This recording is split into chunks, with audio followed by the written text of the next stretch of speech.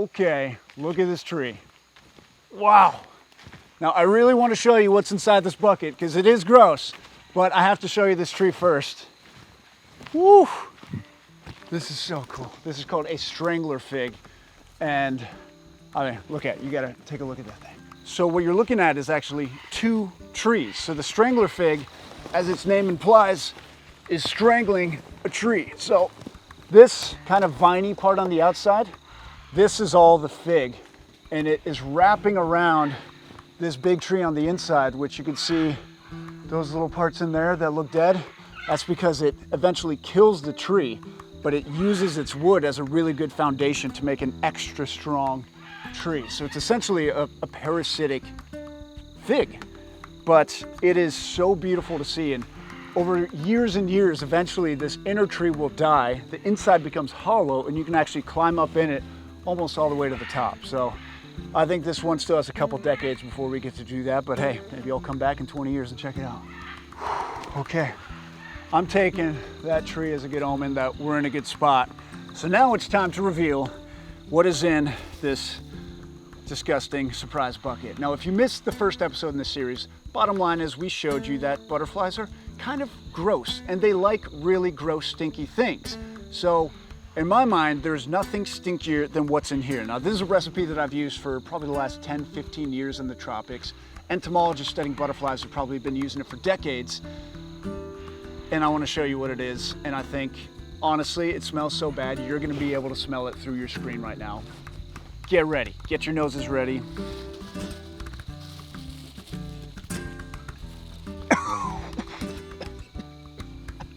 It's so gross. It's so gross. Oh, okay.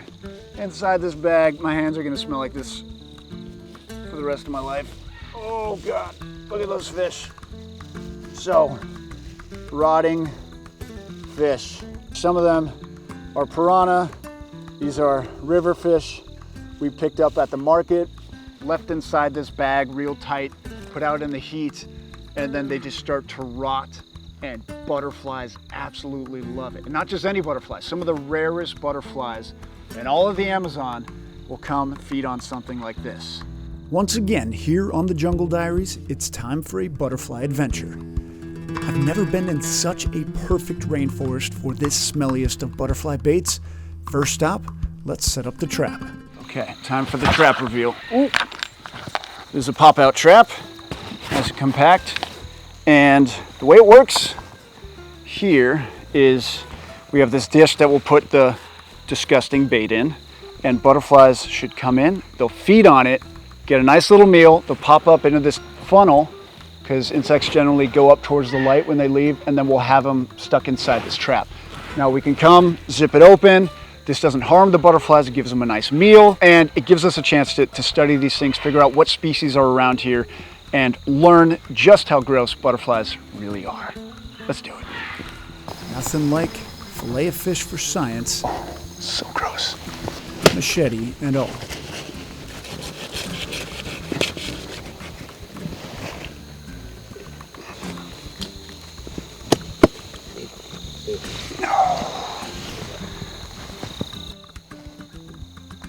Now before we put this in, I think it's only fair that everybody on my team puts their nose in this and smells this beautiful treat that's now covering my hands.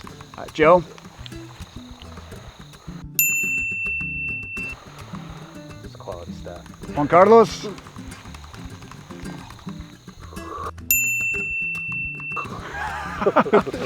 And we got to get Sean. All right, time for this view. Woo, buddy, get in there.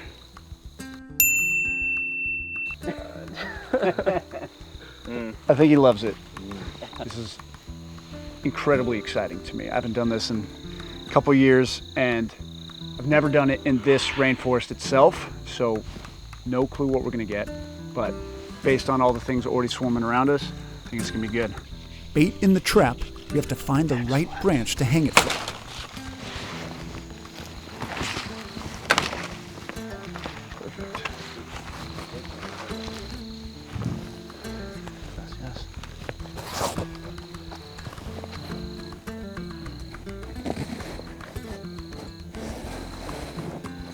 Joe, what do you think? You think there's a good distance? I think you probably pull it up a bit higher. That way, you know, like once they get up in there, there's nowhere to go but up. So, okay. Yeah, and they're gonna be pretty motivated to get that fish. It smells great, so yeah. They're gonna want to get in there. This guy trapped a lot of butterflies. He's the one who brought me the fish from the market, so I'm gonna trust his instinct. All right, let's do it. All right, this is looking perfectly gross for butterflies. Now, we did this before with rotting fruit because that gives butterflies really good access to some amino acids, tons of sugars, kind of similar to really rich nectar that's already kind of decomposed. But this, butterflies are going for something a little bit different. They're not going after sugar, they're going after salt, because salt is a really rare resource here. And dead animals happen to be a really good place to find it. So we'll see just how much they need salt when we check what we get in this trap, but I have a feeling we're gonna get a lot of butterflies. We set up another trap in a different section of the rainforest to increase our odds of finding something spectacular. Now that we've waited a few hours, time to check the traps. Still smells real ripe. Anything? Oh. First trap is full of flies, but no butterflies. So we're on to the next. This is full of wasps and bees. So who's got money on me getting stung? Ah, I got it. How insane are those details? Look at that, it's like a zebra of the butterflies. And you see this in a lot of butterflies, that they basically have kind of a false eye spot at the back end. And when you look at it, it almost looks like that's the head, that's the wing, and it's kind of facing the other way. And that is to confuse predators, so that as a bird is approaching this thing, it's trying to figure out which side do I bite on? Do I bite over here to get the goods, or do I bite back there? And if it's making that decision, that could buy this thing half a second.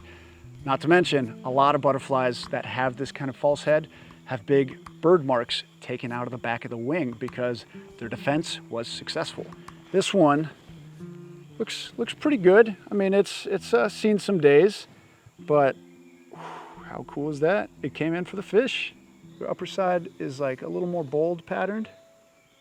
You can see that right there. Really strong yellow band. So this right here is a metal mark butterfly. This is in the family Rheodinidae, and we're using fish as bait. These only come when you use fish as a bait. In the past episode, we used rotting fruit. You would never get these guys there because these are here for the sodium in that fish.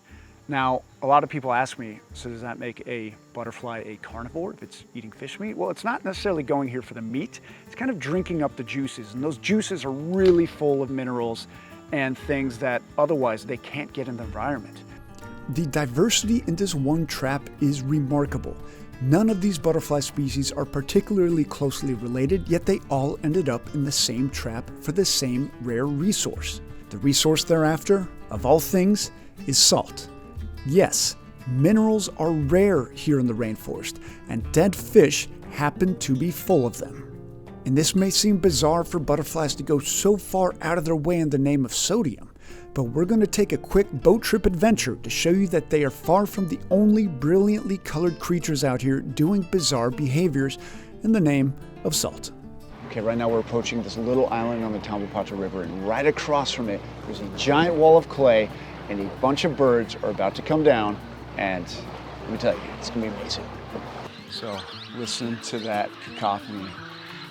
We have parrots, another type of parrot, there are macaws everywhere, and right now they're all up in the trees, but once they get a sense that the coast is clear, they're gonna start coming down one by one to this big red wall of clay to feed on dirt.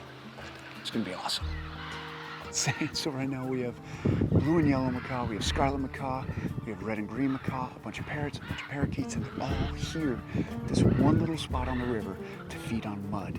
And if we learned anything from the butterflies, it's that animals do strange behaviors in the name of salt. And that's what they're doing here, because the rainy season's almost here.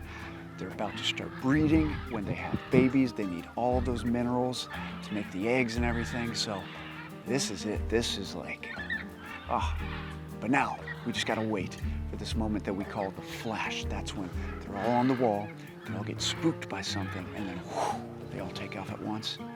It's gonna be good. Wow, the flash just happened. I think we got the footage. You gotta see this.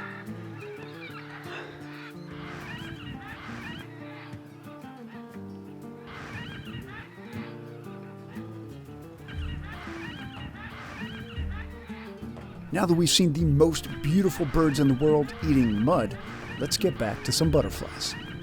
Okay, this trap is loaded right now. Oh, and I can smell it from here. It's ripe.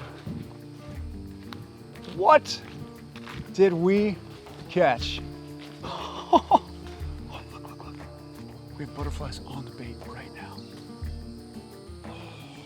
This is unreal. This is Propona. This is one of those species that flies so fast, oftentimes lives way up in the canopy, and the only times you can really get it is in a scenario like this where it comes down for that really rare, stinky resource, fish.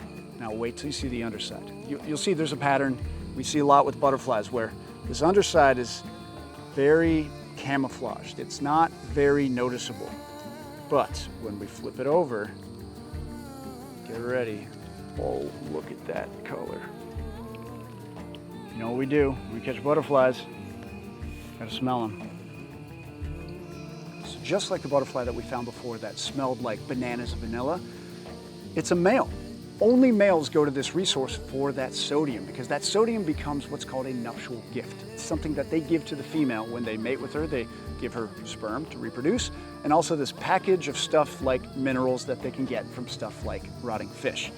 And the males oftentimes will smell good. They're the ones that release these pheromones. You can see the hair pencils coming out of this one. Really, really strong. It smells really good.